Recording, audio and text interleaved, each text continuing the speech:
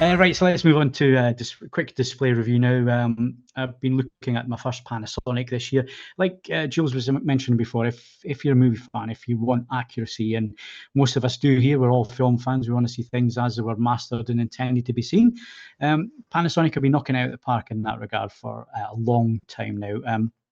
I remember doing some consultation for them back probably 2009, when they wanted to know more about, what is this calibration thing that you're banging on about in your reviews? What can we do to improve our TVs?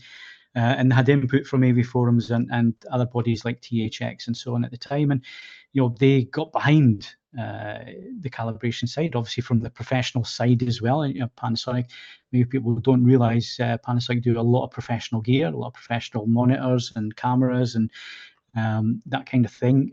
So, they had a foot in the door anyway. So their TVs are very, very accurate, is what I'm getting at, basically. And they can be calibrated incredibly well as well.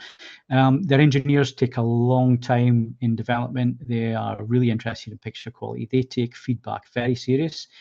They will look at issues and try and figure out things and try and fix items or look at a display technology like OLED, and it was those very engineers that came up with the heat sinks.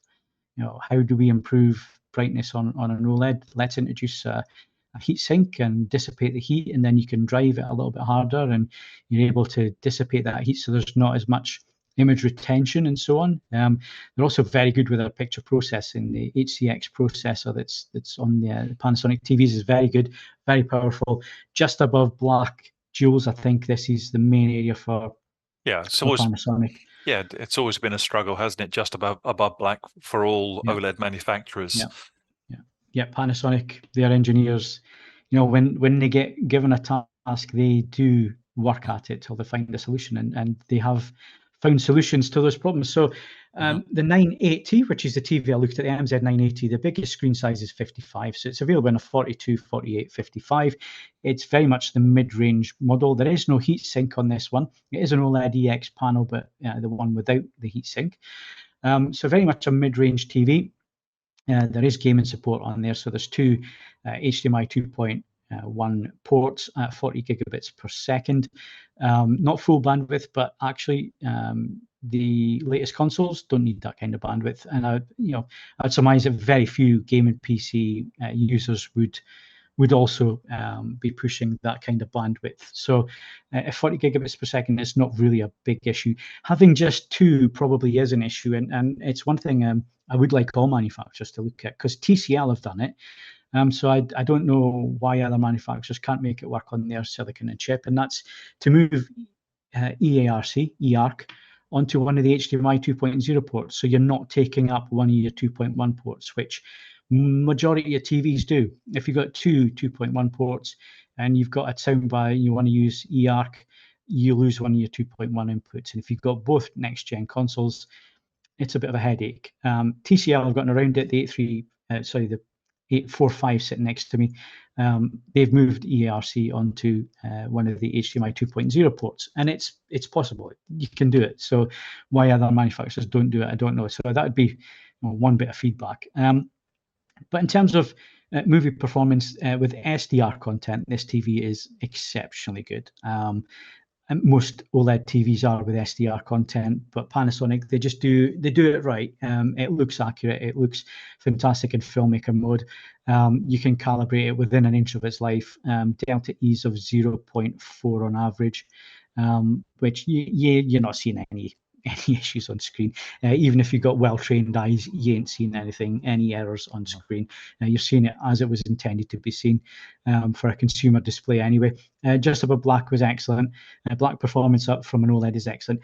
Peak brightness, not huge, just over 600 nits, which is round about where this level of the market is at the moment. But of course, you've got that infinite contrast of OLED. You've got pixels that can be switched off and on right next to each other. You don't have zones or local dimming or anything like that. So you have that huge dynamic range to work from.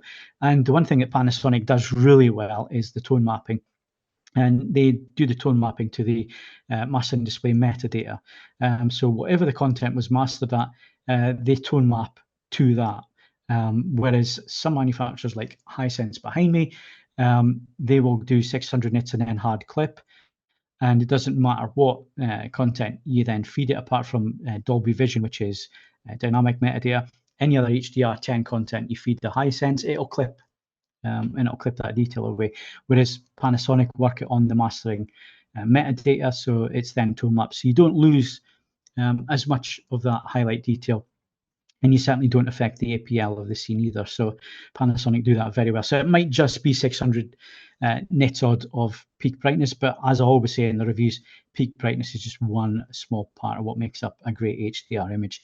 There are other aspects to that, as well as color and how they set tone maps and so on. So in terms of pricing, it is a little bit steep, but again, it's a brand new set just coming into market, and all the TVs this year have a small premium added to them. It's like everything else in life at the minute.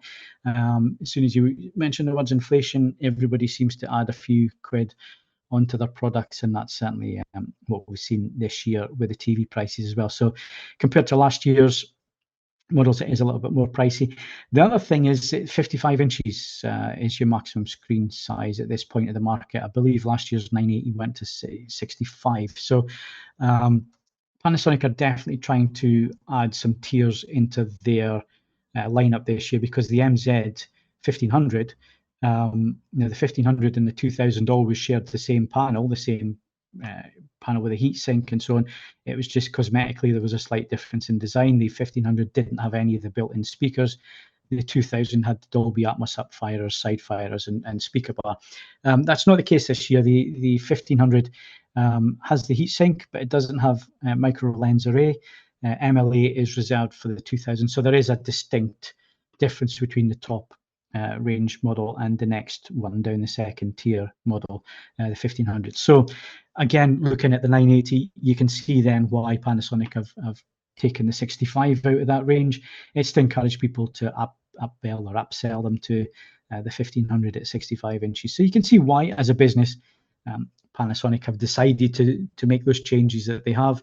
Whether we agree with them or not as enthusiasts is another story. But it's a good set. It's a badge winner, 8 out of 10.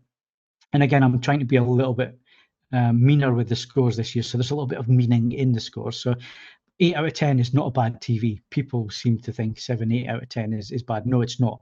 It's very, very good. And that's taken into consideration its price point and market level as well. So yeah, cracking TV.